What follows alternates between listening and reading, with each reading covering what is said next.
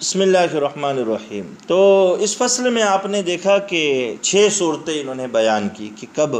مطلق کو اطلاق پر باقی رکھیں گے، کب مقید کو تقیید پر باقی رکھیں گے، اور کب مطلق کو مقید پر محمول کیا جائے گا، اور کس صورت میں مطلق کو مقید پر محمول نہیں کیا جائے گا۔ اب آگے فرما رہے ہیں کہ مطلق کو مقید پر محمول کرنا یہ لغت کے اعتبار سے ہوگا یا قیاس کے اعتبار سے ہوگا۔ کہتے ہیں فمن اصحابنا من قال یحمل من جہت اللغت،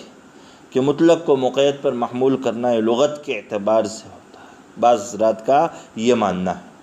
لغت کے اعتبار سے ہوگا مطلق کو مقید پر محمول کرنا، لأن القرآن من فاتحتہ الی خاتمتہ کالکلمۃ الواحدہ، اس لیے کہ قرآن کریم شروع سے آخر تک بعض حضرات کا کہنا ہے کہ کلمہ واحدہ کی طرح ہے، اس لیے مطلق کو مقید پر محمول کرنا یہ لغت کے اعتبار سے ہوگا۔ ومنہم من قال، لیکن دوسری جماعت کا کہنا ہے یحمل من جہت القیاس، مطلق کو مقید پر محمول کرنا یہ قیاس کے اعتبار سے ہوگا۔ وہو الاصح، وہو الاصح، امام شیرازی رحمۃ اللہ علیہ فرماتے ہیں اصح بات یہی ہے، اس لیے کہ مطلق کے الفاظ الگ ہے، مقید کے الفاظ الگ ہے۔ اگر دونوں میں کوئی وجہ شرکت بن رہی ہے تو وہ ہے علت، وہ ہے علت، کہ دونوں کی علت کو برابر قرار دے کر ہم مطلق کو مقید پر محمول کر رہے ہیں، علت کو برابر قرار دے کر مطلق کو مقید پر کیا کر رہے ہیں، محمول کر رہے ہیں۔ اس لیے اصح قول امام شیرازی رحمۃ اللہ علیہ نے اسی کو قرار دیا ہے۔ جی، امام شیرازی رحمۃ اللہ علیہ نے آگے دلیل پیش کی، والدلیل علی انہ لا یحمل من جہت اللغت ان اللفظ الذي ورد فيه التقیید وهو القتل لا يتناول المطلق وهو الظہار، جیسے کہ اخیری وہی چھٹی صورت میں دیکھ لیجئے کیا کہا ہے۔ تو چھٹی صورت کیا بیان ہوئی تھی کہ حکم ایک جگہ پر مطلق ہو اور ایک جگہ پر مقید ہو، اور مقید کے مقابلے میں کوئی دوسرا مقید نہیں ہے تو مطلق کو مقید پر محمول کیا جائے گا۔ جیسے کہ کفارہ قتل خطا میں اللہ تعالیٰ نے مومن غلام کے آزاد کرنے کا حکم دیا، قید لگائی مومنہ کی رقبہ کے ساتھ، اور کفارہ زہار کے اندر صرف مطلق غلام کے آزاد کرنے کا حکم دیا گیا۔ 28ویں پارے میں تحریر رقبہ کہا گیا، وہاں مومنہ کی قید نہیں ہے، لیکن زہار کے رقبہ کو ہم محمول کرتے ہیں قتل خطا کے رقبہ پر، اور کہتے ہیں کہ زہار میں بھی مومن کو غلام کو آزاد کرنا ہے۔ اس مطلق کو ہم نے مقید پر محمول کیا ہے لفظ کے اعتبار سے نہیں، اس لیے کہ لفظ دونوں کے الگ ہے، قتل کا لفظ الگ ہے، زہار کا لفظ الگ ہے، لفظی کوئی شرکت نہیں ہے، شرکت اگر ہے تو دوسرے اعتبار سے ہے، قیاس کے اعتبار سے ہم نے یہ کام کیا ہے۔ قتل کا لفظ الگ ہے، لا يتناول مطلق وہ زہار، وہ زہار کو شامل نہیں ہے، فلا يجوز ان يحكم فيه بحکمه من غیر علت، بغیر علت کے اس طریقے کا حکم لگانا جائز نہیں ہے۔ جیسے کہ ہم گیہوں کے لفظ گیہوں کو چاول کو ہم گیہوں پر قیاس کرتے ہیں تو لفظ کے اعتبار سے نہیں، دونوں کے الفاظ الگ ہیں۔ چاول کے لیے عربی میں عروس کا لفظ آتا ہے اور گیہوں کے لیے برون کا لفظ آتا ہے۔ تو گیہوں تو اشیاء ربویہ کے اندر حدیث میں بیان ہوا ہے، چاول کو بھی ہم شیء ربوی مانتے ہیں، اس لیے کہ تعمیت کی علت اس میں بھی ہے، جیسے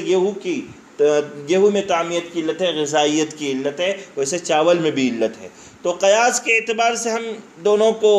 برابر کر کے حکم لگاتے ہیں، دونوں میں برابری کا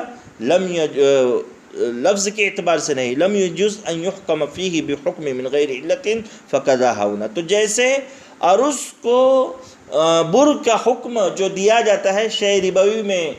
شرکت کے اعتبار سے علت کی وجہ سے تعمیت کی، تو بغیر علت کے جیسے وہ حکم لگانا جائز نہیں ہے، فکذالک ہنا۔ تو یہاں پر بھی ہم جو مطلق کو مقید پر محمول کر رہے ہیں وہ لفظ کے اعتبار سے نہیں کر رہے ہیں۔ امام شیرازی رحمۃ اللہ علیہ فرما رہے یہ محمول کرنا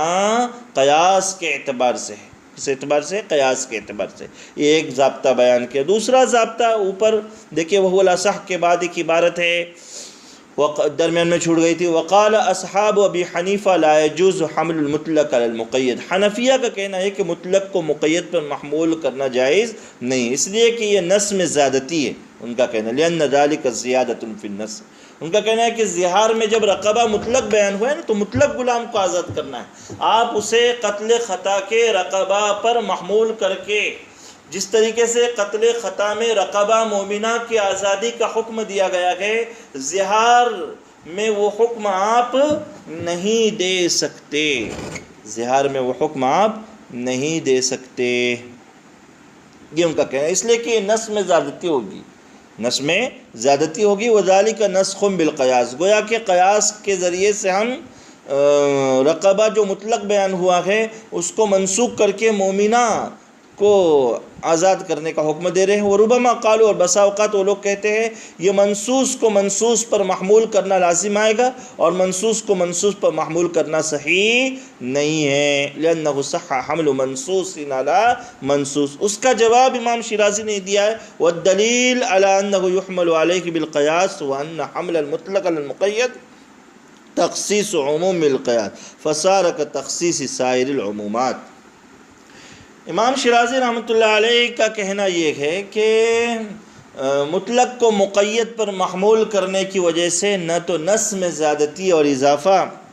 لازم آتا ہے اور نہ ہی یہ منصوص کو منصوص پر محمول کرنا ہے، بلکہ مطلق کو مقید پر محمول کرنے کا یہ عمل قیاس کے ذریعے سے لفظ عام کی تخصیص والا عمل ہے۔ فصار کا تخصیص سائر العمومات، یہ دیگر الفاظ عموم کی تخصیص کی طرح ہو جائے گا، یہ دیگر الفاظ عموم کی تخصیص کے مانند ہو جائے گا۔ فصار کا تخصیص سائر العمومات، دیگر الفاظ عموم کی تخصیص کی طرح یہ عمل ہو جائے گا۔ تو مطلق کو مقید پر محمول کرنے کی وجہ سے شوافع جو اصولیین ہیں وہ کہتے ہیں کہ نہ تو اس میں نص کی زیادتی ہے اور نہ ہی اس میں جو ہے قیاس کے ذریعے سے کسی چیز کو منسوخ کرنا ہے، بلکہ یہ گویا کہ لفظ عام کی تخصیص ہے قیاس کے ذریعے سے۔ تو جیسے دیگر الفاظ عموم کی تخصیص ہوتی ہے ویسے اس کی بھی تخصیص کا یہ عمل مانا جائے گا۔ اس کو ہم یہ نہیں مان سکتے کہ نص میں زیادتی ہوئی ہے یا منصوص پر محمول ہوا ہے، ایسی کوئی چیز ہم مان نہیں سکتے۔ بہرحال یہاں پر تقیید بالصفات جو تخصیص کے دلائل متصلہ میں سے تیسرے نمبر کی دلیل شرعی ہے اس کا بھی بیان یہاں پر مکمل ہو گیا۔ تو ایک ہے استثناء، دوسرا ہے شرط اور تیسرا ہے تقیید بالصفت، تو اس کا بیان بھی یہاں پر مکمل ہو گیا ہے۔